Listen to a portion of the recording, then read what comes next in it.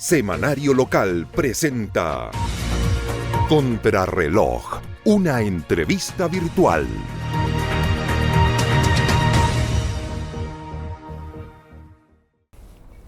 Hola, ¿qué tal? Muy buenas tardes. Día sábado 4 de julio del 2026.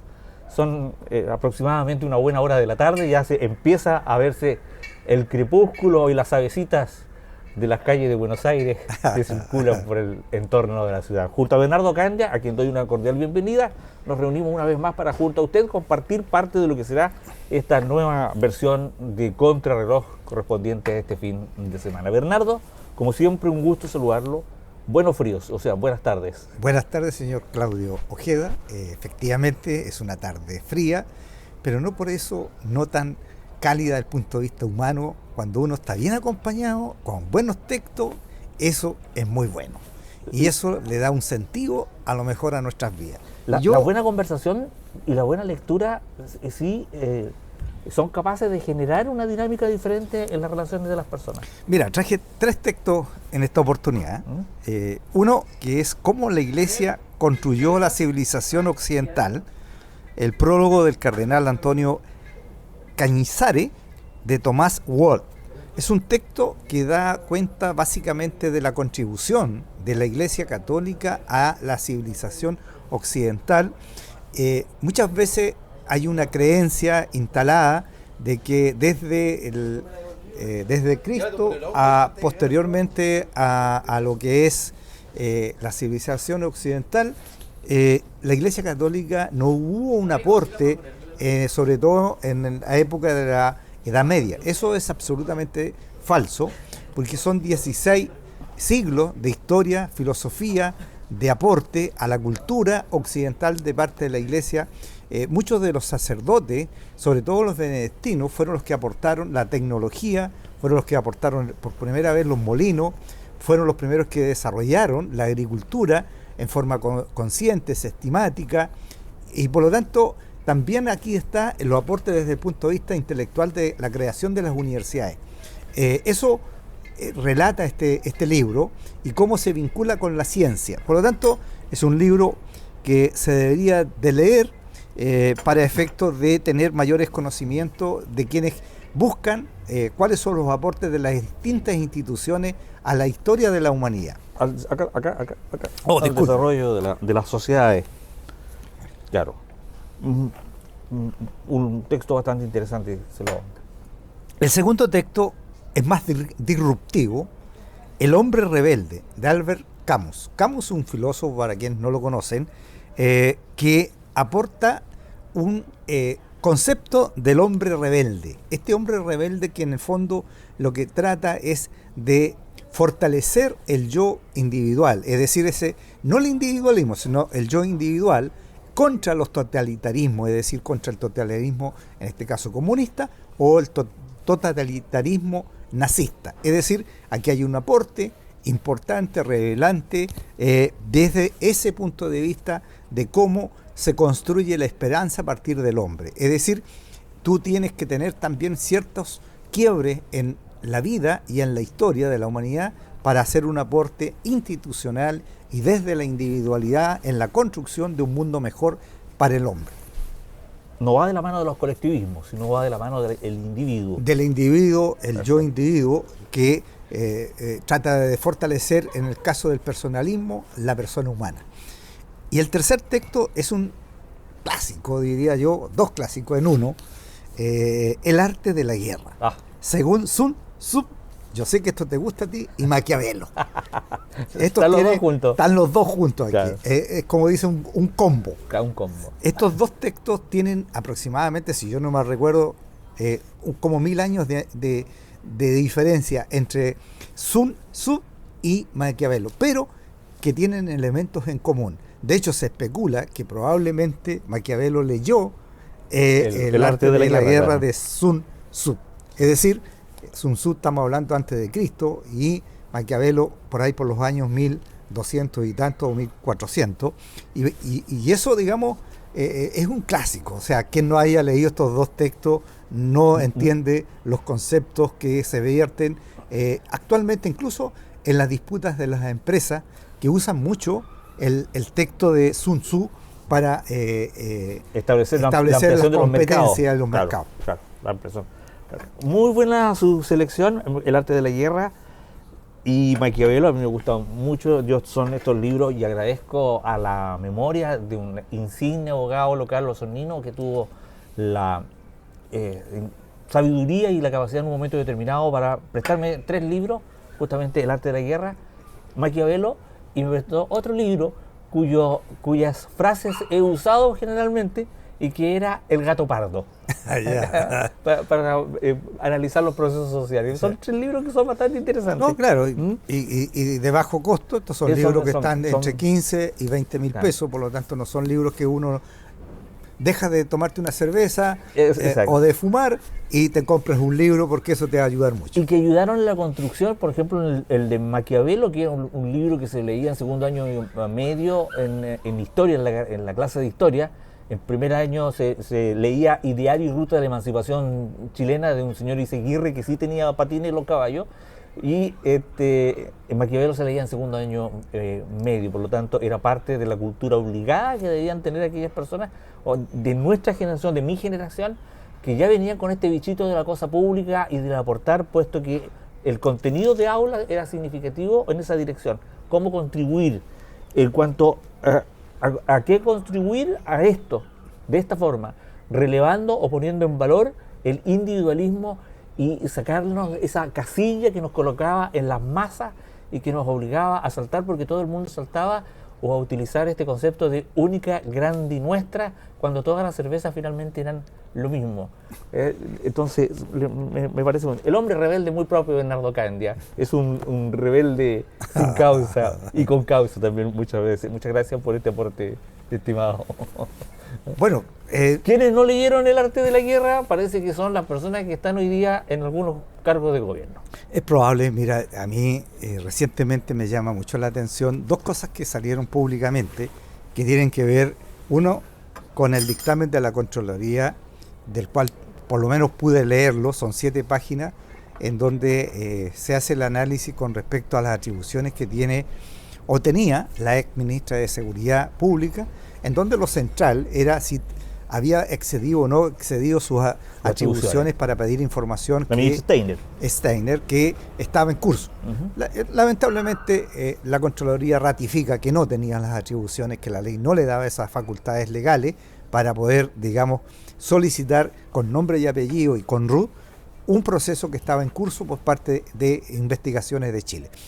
Eso demuestra 2 cosas, o viene a confirmar 2 cosas que nosotros aquí creo que latamente lo dijimos. Primero, que la ministra desconocía el tema. Segundo, desconocía las atribuciones que la misma ley le entregaba.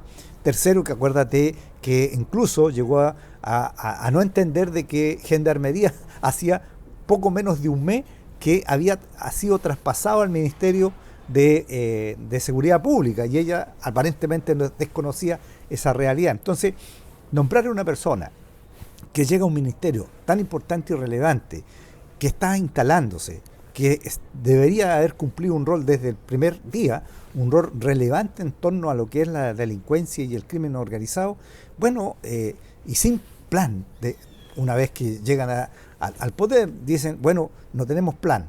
Y después, digamos, el nuevo ministro tiene que reconstruir un plan para poder reconocer que no existía este tal documento.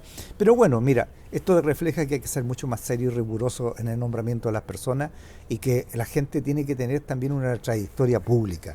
O sea, tú no puedes nombrar a cualquiera como ministro de la República de Chile. Y el segundo tema, que me parece muy delicado, tiene que ver con las recientes cifras que ha dado a conocer el INE, de casi 1 millón de personas cesantes. Nosotros lo hemos reforzado acá en el sentido del grupo etario, que va desde los 18 a los 25 años, en donde tú tienes una cantidad de un porcentaje cercano al 22% a nivel nacional, pero en Osorno sobre el 24%, y ¿sabes lo que molesta de verdad? Es que nadie se hace cargo del tema. Es decir, cuando, por ejemplo, porque hay que ser justo también, este tema viene arrastrándose del gobierno anterior también, de tal forma de que cuando David Bravo, que crearon la Comisión Bravo, él daba a conocer que había una urgencia y una demanda de atender en forma rápida y urgente este tema. Obviamente Marcén no se hizo cargo del tema, pero este gobierno tampoco se ha hecho cargo del tema de la cesantía que tenemos, porque a mí me llama la atención que no se hubiese anunciado desde ya, porque esta cifra el gobierno las manejaba, de tal forma de que se haya anunciado un programa de reactivación para absorber mano de obra en el transcurso de este presente año, que va a ser un año muy paupérrimo desde el punto de vista de los indicadores macroeconómicos, y de tal forma de que tú tienes que tener una política que te permita fortalecer esto. Por ejemplo, yo te voy a dar un ejemplo que antiguamente, cuando teníamos cifras de cesantía por sobre el 10%, ¿qué hacían los gobiernos? Simplemente reactivaban un plan de inversión pública que te permitiera absorber mano de obra. Se orientaban los gobiernos regionales para que la absorción de mano de obra de los proyectos que se entregaban se contratara gente de la localidad, sobre todo aquellas personas que no tienen o no requieren especialidad. O sea, cuando tú tienes obviamente proyectos demasiado donde requieres personas con especialización, no puedes hacer eso. Pero sí, en todas las comunas vas a encontrar personas con una cierta preparación y darle la prioridad a los locales. Ese es como... Y permitía evaluar bien también un gobierno que estaba construyendo, porque eran obras concretas que estaban a la vista de todos. A la vista de todos. Por lo tanto, tú tienes ahí un instrumento, el Ministerio de Obras Públicas, adelantar obras. El segundo, la vivienda, otro sector que contrata mucha mano de obra, y por lo tanto tú puedes inducir, sin inyectar más recursos, sino que agilizar aquellos proyectos que están en carpeta y por lo tanto tender a absorber mano de obra que hoy día se requiere con tanta urgencia. Entonces, mecanismos existen. Lo que hay que tener voluntad de que eso se orientarlo, liderarlo. ¿Quiénes lo pueden liderar? Los alcaldes a nivel local, los gobernadores a nivel regional, las delegaciones regionales o provinciales, y a nivel nacional los ministerios, que son los que más aportan desde el punto de vista de la absorción de mano de obra. Pero tienes que dar un mensaje sobre eso. Los 5.000 subvención que se van a recibir para 5.000 plazas apunta básicamente a las personas que ya están trabajando, pero necesita absorber es parte de ese millón de personas, porque por Dios que debe ser muy doloroso que la gente no tenga trabajo y no tenga el día de mañana cómo poder satisfacer sus necesidades básicas, porque el trabajo es fundamental. Entonces yo creo que ahí hay que hincarle el diente. La gente tiene que sentir que las autoridades, la institucionalidad está haciendo esfuerzo para absorber esa mano de obra que hoy día está cesante. Sí, yo quiero volver atrás también, pero no me puedo sustraer de lo que tú estás planteando con respecto a un hecho que debiera ser esencial en un gobierno conservador de centro derecha o nacionalista o como tú quieras llamarlo, que tiene que ver justamente con la creación de trabajo. Tenemos dos alternativas: o convertirnos, como siempre promueve la izquierda, en un gobierno asistencialista que entrega bonos y ayudas, o darle la oportunidad a la gente que a través del trabajo pueda alcanzar y satisfacer sus propias necesidades. No hay nada más de izquierda que el asistencialismo. Por lo tanto, este gobierno lo que tiene que hacer es luchar contra ese asistencialismo, dando oportunidades o creando las oportunidades para que exista el trabajo. El exceso de permisología no es una medida menor y es una medida que requiere un avance urgente.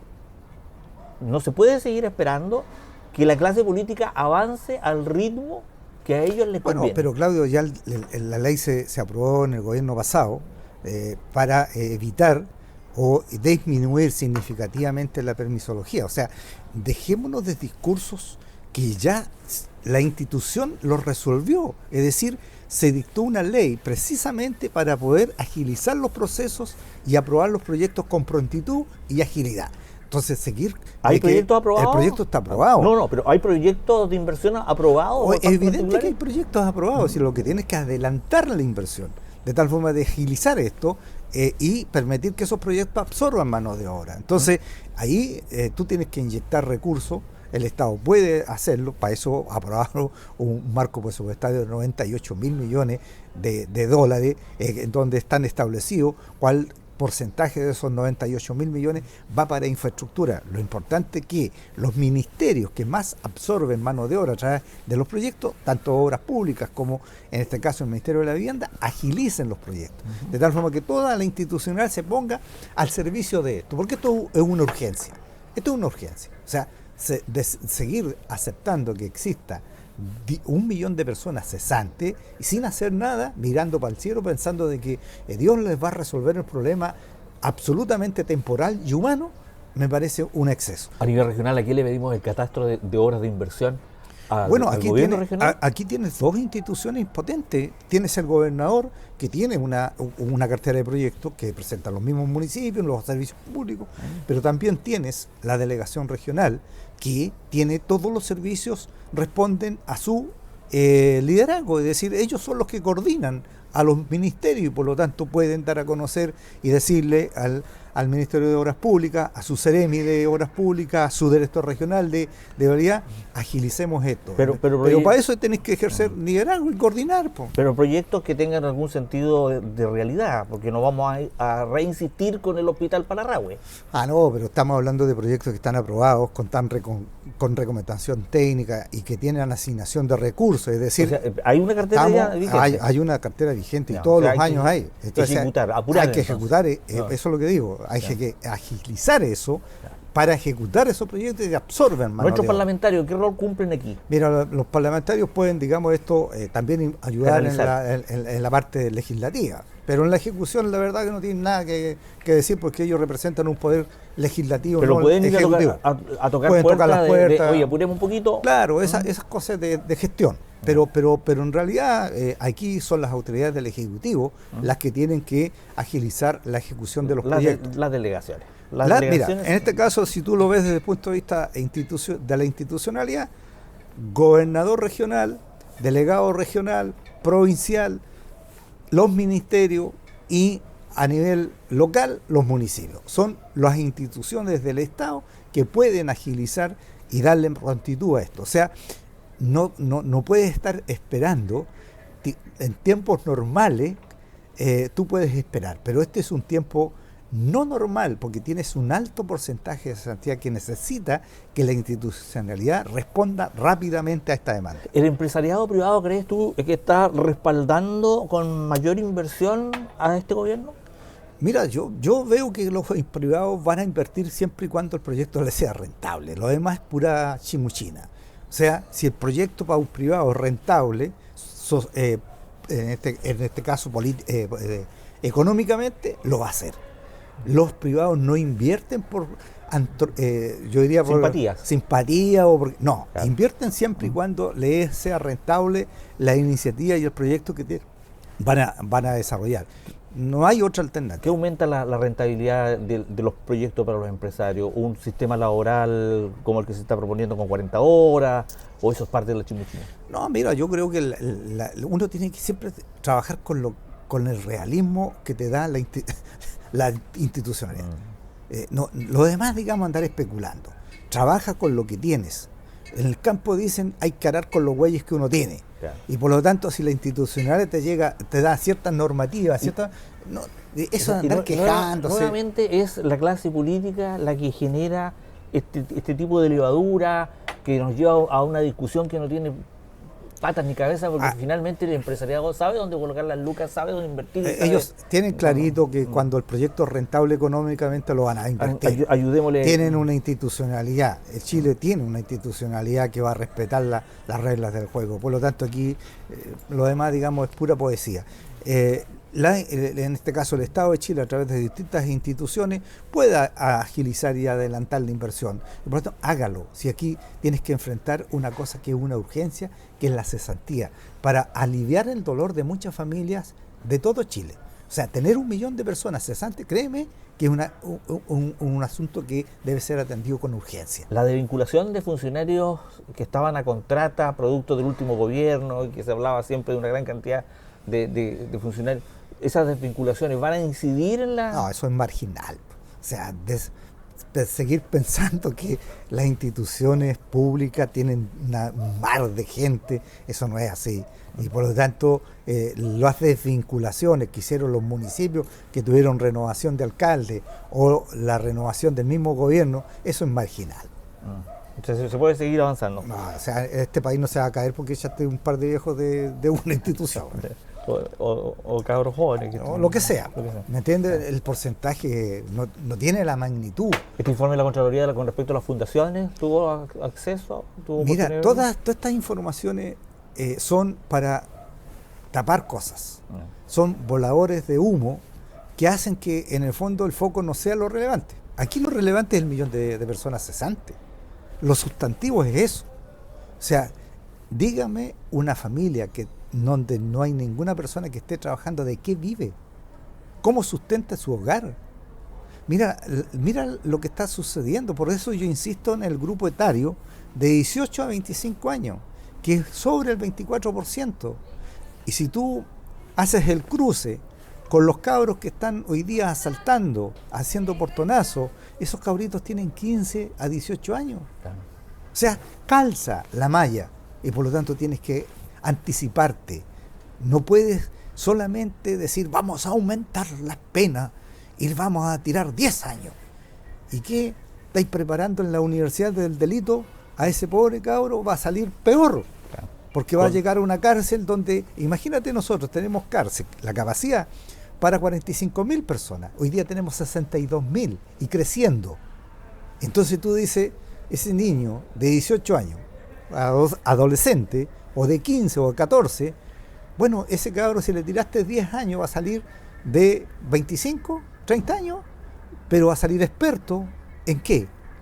Con un delincuente más avanzado. Claro. Entonces, ojo con ese tipo de medidas punitivas sin reflexión.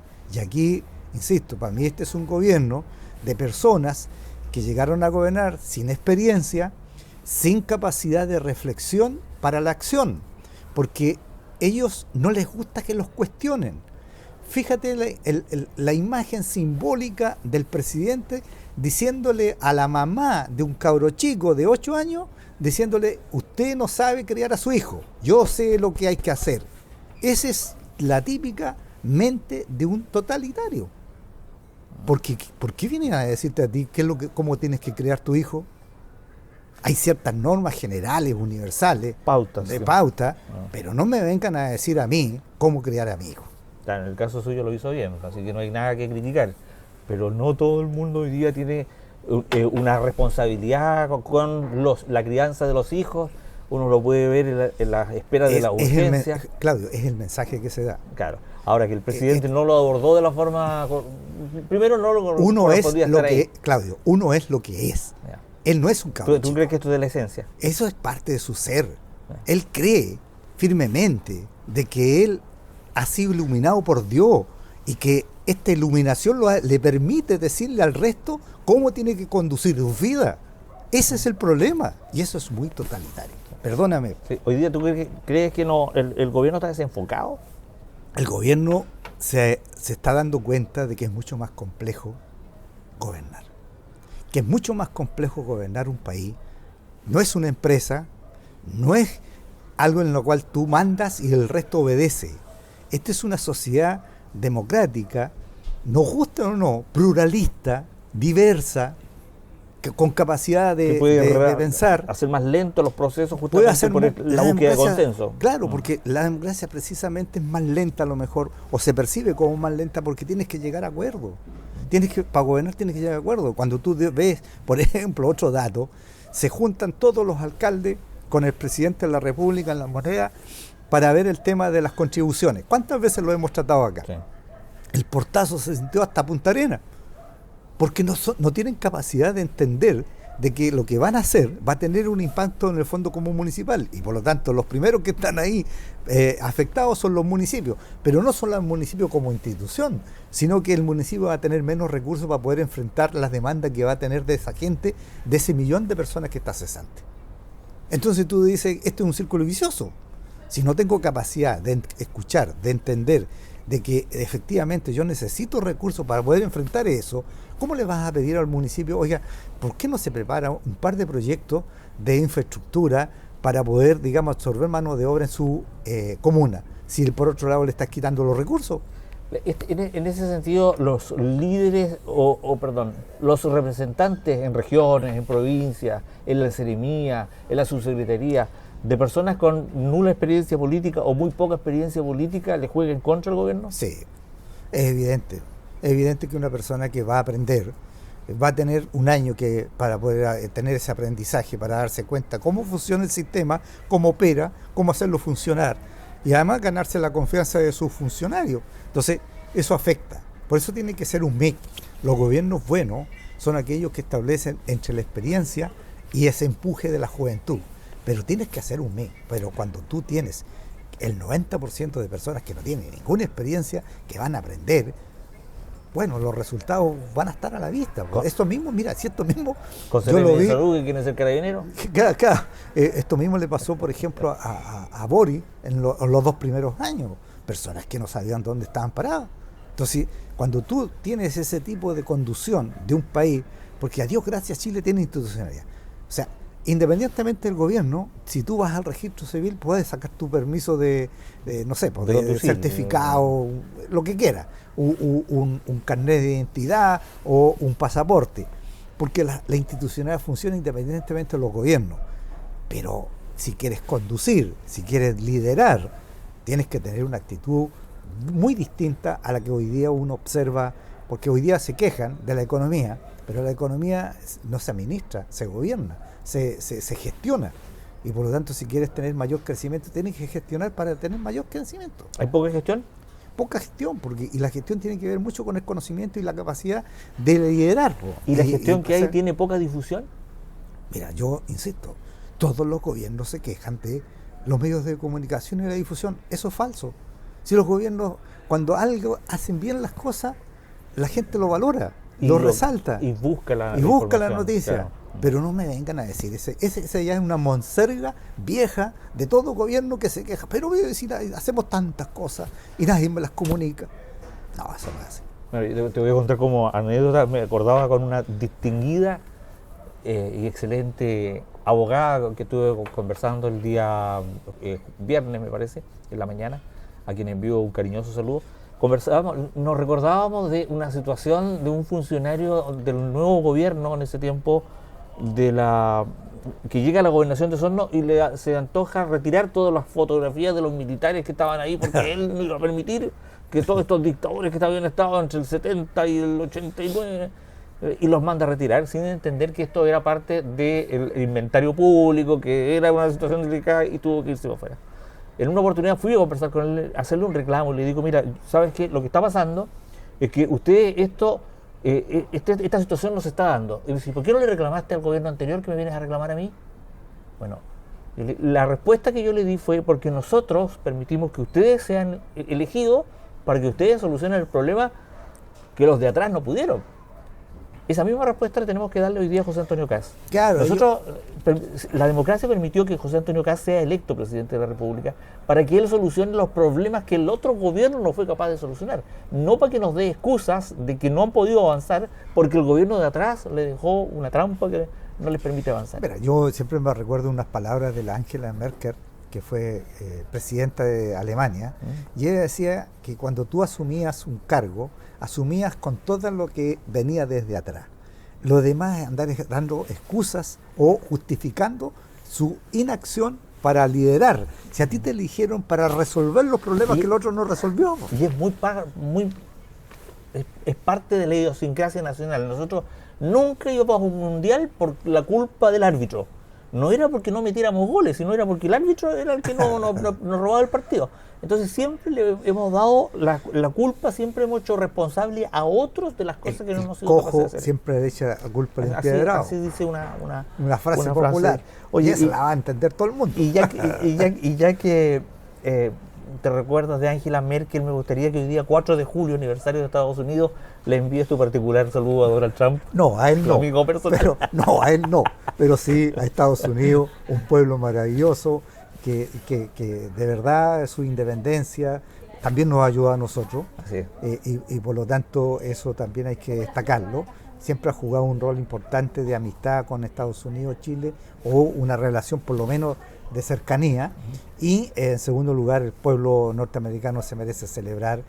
Lamentablemente tiene un presidente que no es de mi gusto, pero eso es irrelevante. Pero fíjate que ya entre demócratas y republicanos, a pesar de la contienda política, se respeta la autoridad del presidente de la República. Y fue algo por lo que yo abogué, porque me daba mucha lata cuando en Chile nosotros no tenemos esa cultura. Entonces nos referíamos de Piñera como el manitos cortas, de Gabriel Boric como el merluzo, de la señora Bachelet como la gordis, como si ellos fueran personas que no merecen estar en un sitial que la democracia, en el que la democracia los ha instalado. Si uno lo compara con nuestros hermanos del lado, ahí está para la batalla del combo. Claro, nosotros de verdad parecemos niños de pecho, al lado de otros países que son mucho menos respetuosos. Pero el mal de muchos no puede ser de la figura, digamos, del presidente. Claro. Uno puede discrepar del presidente, pero con respeto, con alturas de mira, decir tus argumentos, pero otra cosa distinta es obviamente denigrarlo, faltarle respeto, que es un poco el chiste. El chiste busca precisamente eso, denigrar al otro, disminuirlo, de tal forma de que no se le respete su autoridad. Si fue elegido, uno tiene que escucharlo. Yo, por ejemplo, me correspondió recibir a muchos ministros de Piñera en San Juan de la Costa y nunca tuve ningún problema con ellos. Incluso el presidente estuvo en San Juan de la Costa en un gobierno que no era de su lado y nos entendimos, compartimos, y eso es lo que corresponde en democracia y en la república. Así se conoce. Entonces, saludos entonces a un saludo fraternal desde acá, que probablemente no lo escuche, pero un saludo al pueblo norteamericano. 18.000 millones de pesos en exportaciones a Estados Unidos en 2025, aumentando para el 2026. Es un buen socio comercial. Bueno, el segundo socio comercial de Chile es Estados Unidos, por lo tanto eso hay que relevarlo, hay que protegerlo y cuidarlo y aumentarlo. Y también pasa con Asia del Pacífico, o sea, para nosotros el otro socio estratégico es China y que hay que obviamente conservar y cuidar, y ahí créeme que el presidente tiene que ser equilibrista entre estas dos grandes potencias que se están disputando en este geopolítico militar. Recomendable entonces el arte de la guerra. El arte de la guerra. Que lo lea y aplique algunos consejos que dan estos dos personajes. Utilizar los equilibrios. Exacto. 30 segundos de Bernardo Candia. Bueno, mira, yo insisto, creo que la cesantía debe ser tratada con urgencia por parte del Estado de Chile. El gobierno tiene mucho que hacer en este tema. Creo que tener 1 millón de personas cesantes es un drama humano y por lo tanto la institucionalidad tiene que estar al servicio de este 1 millón de personas que requieren una oportunidad. Y por lo tanto yo creo que el esfuerzo de los gobiernos regionales, del delegado regional, de los ministerios, debe apuntar a absorber rápidamente parte de esa cesantía que hoy día nos duele como ser humano.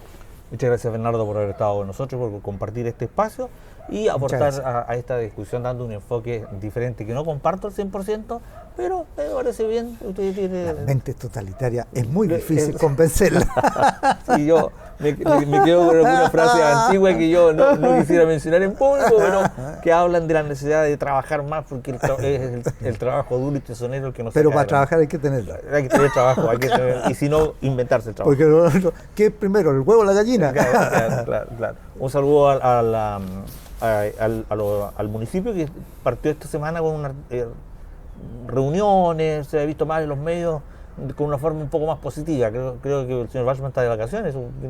No sé, no me he preocupado de... Ya, perfecto. Muchas gracias, Bernardo. Nos vemos el próximo sábado a través de Contrarreloj en Semanario Local. Un gusto de compartir con usted, como siempre, junto a Bernardo Candia. Hasta pronto.